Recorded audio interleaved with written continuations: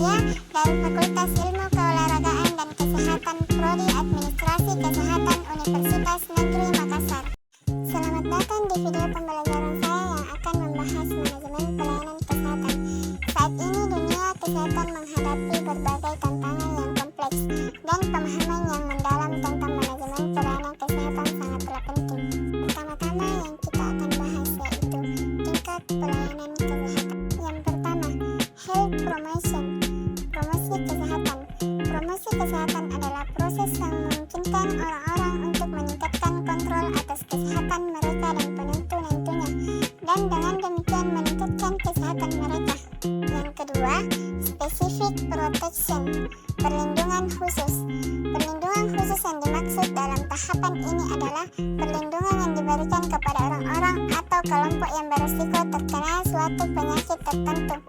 Perlindungan tersebut dimaksudkan agar kelompok yang berisiko tersebut dapat bertahan dari serangan penyakit yang mengincarnya. Yang ketiga, early diagnosis and pro-treatment, yaitu diagnosis dini dan pengobatan segera, antara lain melalui yang pertama pemeriksaan khusus dini, kedua pemeriksaan umum lengkap, ketiga pemeriksaan massal, keempat survei terhadap kontak sekolah dan rumah, kelima kasus, keenam pengobatan. Yang keempat, disability limitation, yaitu pembatasan kecacatan. Disability limitation adalah suatu konsep yang dikenal dalam dunia kesehatan, khususnya pada bidang rehabilitasi media. Konsep ini mengacu pada upaya yang meminimalkan atau mengurangi dampak dari suatu kondisi kecacatan atau disabilitas pada kegiatan sehari-hari seseorang. Yang kelima, rehabilitation, yaitu rehabilitas. Rehabilitas adalah pemulihan kepada kependudukan keadaan nama baik yang dahulu semula atau perbaikan anggota tubuh yang cacat, dan sebagaimana atas individu upaya menjadi manusia yang berguna dan memiliki tempat di masyarakat. Selanjutnya kita bahas bagaimana sih bentuk sistem pelayanan kesehatan. Nah, pelayanan kesehatan terpadu, suatu bentuk keterpaduan pelayanan kesehatan yang dilaksanakan di suatu wilayah kerja puskesmas, pos obat desa, atau bisa disebut POD. Wahana edukasi dalam alih pengetahuan dan keterampilan tentang obat dan pengobatan sederhana dari para petugas kepada kader dan dari kader ke masyarakat, guna memberikan kemudahan dalam memperoleh obat yang bermutu dan terjangkau. Pondok bersalin desa, atau bisa disebut Polindes, salah satu bentuk partisipasi atau peran masyarakat dalam menyediakan tempat pertolongan persalinan dan pelayanan ibu dan anak KB, dan lokasinya berada di desa. Perbaikan sanitasi lingkungan. Sanitasi lingkungan dapat pula diartikan sebagai kegiatan yang ditunjukkan untuk meningkatkan dan mempertahankan standar kondisi lingkungan yang mendasar yang memengaruhi kesejahteraan manusia. Apa saja sih syarat pokok pelayanan kesehatan? Yang pertama yaitu tersedia, kedua mudah dicapai, ketiga bermutu, keempat mudah diterima dan bersifat wajar, yang terakhir mudah dijangkau. Mari kita lihat pengorganisasian program kesehatan. Pengorganisasian dalam Yankes.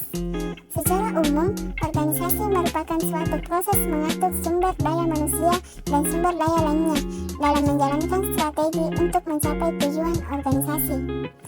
Pengorganisasian dalam kesehatan adalah keseluruhan pengelompokan orang-orang, alat-alat, dan tugas-tugas kewenangan sehingga tercipta suatu organisasi kesehatan di berbagai bentuk sistem pelayanan kesehatan. Prinsip pokok organisasi. Yang pertama, organisasi harus mempunyai tujuan yang jelas. Yang kedua, prinsip skala hierarki. Yang ketiga, prinsip kesatuan pemerintah. Yang keempat, prinsip pendelegasian wewenang. Yang kelima, prinsip tentang pengadilan. Yang keenam, prinsip tanggung jawab. Yang ketujuh, prinsip fungsional. Yang kedelapan, prinsip pemisahan. Yang kesembilan, prinsip keseimbangan. Yang terakhir, prinsip kepemimpinan dan fleksibilitas.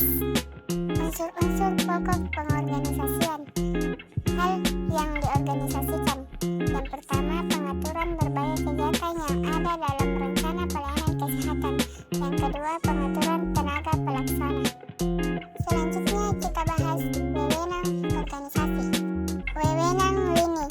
Menurut saya, wewenang lini adalah suatu wewenang di mana atasan melakukannya atas bawahannya langsung, yaitu atasan langsung memberi wewenang atau istilahnya perintah kepada bawahannya. Wewenang staf.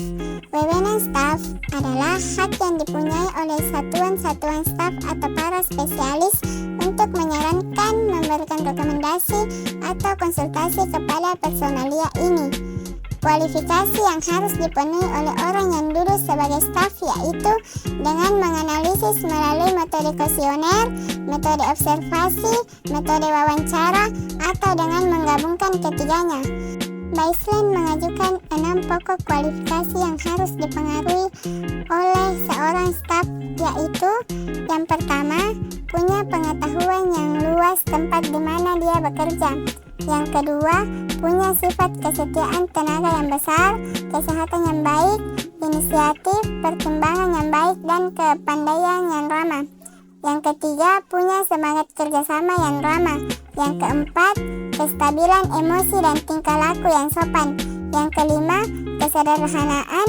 Yang keenam, kemauan baik dan optimis. Wewenang fungsional. Wewenang staf fungsional adalah hubungan terkuat yang dapat dimiliki staf dengan satuan-satuan lain.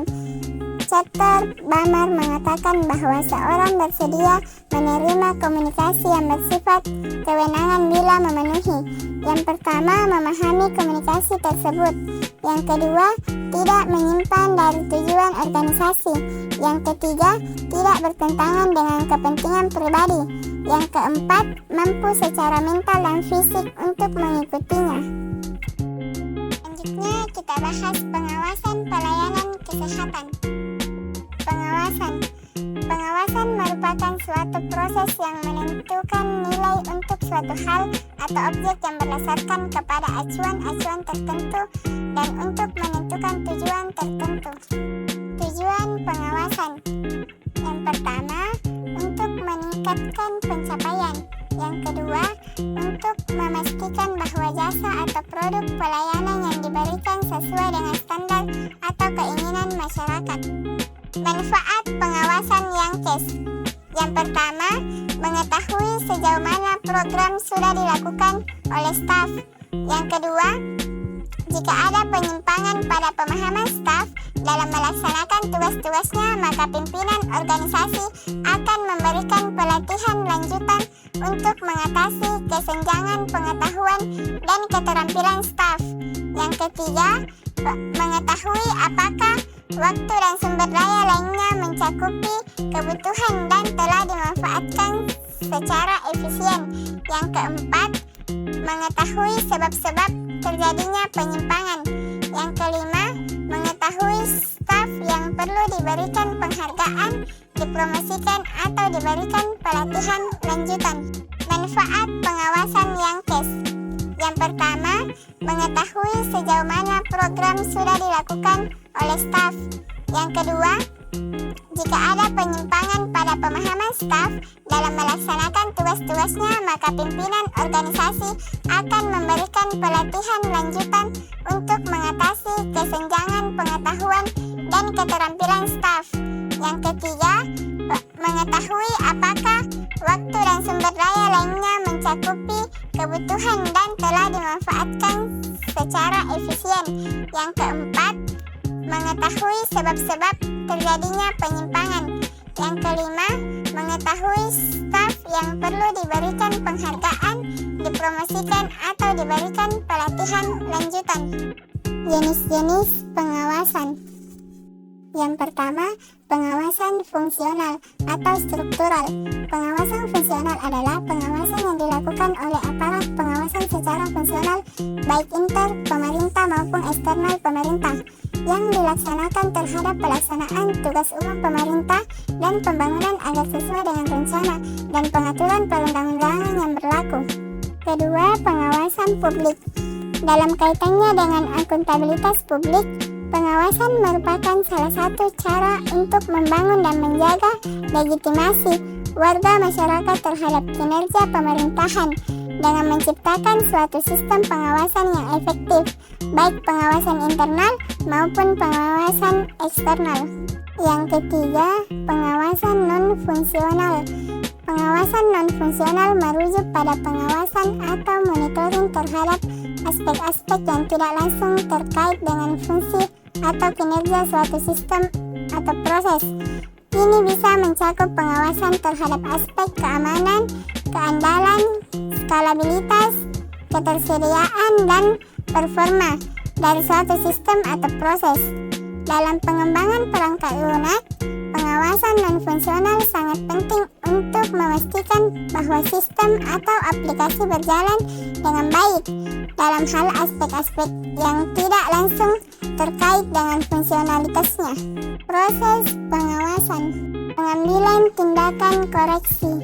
Tindakan koreksi dalam pengawasan merujuk pada langkah-langkah atau perubahan yang diambil untuk memperbaiki atau mengatasi ketidaksesuaian, pelanggaran, atau masalah yang terdeteksi selama proses pengawasan. Tujuan dari tindakan koreksi adalah untuk memastikan bahwa organisasi atau proses dapat beroperasi sesuai dengan standar, kebijakan, atau peraturan yang berlaku. Perbandingan hasil kinerja aktual dengan standar dan analisis penyimpangan. Langkah penting dalam proses pengawasan untuk memastikan bahwa suatu organisasi beroperasi sesuai dengan standar yang telah ditetapkan.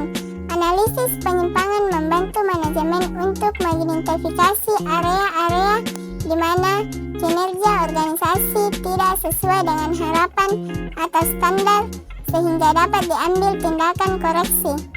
Proses ini juga membantu dalam perbaikan berkelanjutan dan pengelolaan kualitas, memungkinkan organisasi untuk memahami dan mengatasi perbedaan antara kinerja yang diinginkan dan kinerja aktual.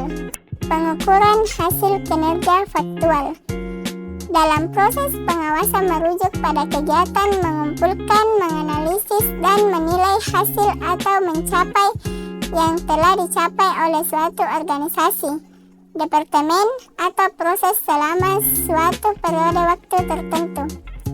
Proses ini bertujuan untuk membandingkan hasil aktual dengan standar yang telah ditetapkan atau harapan yang telah diidentifikasi sebelumnya.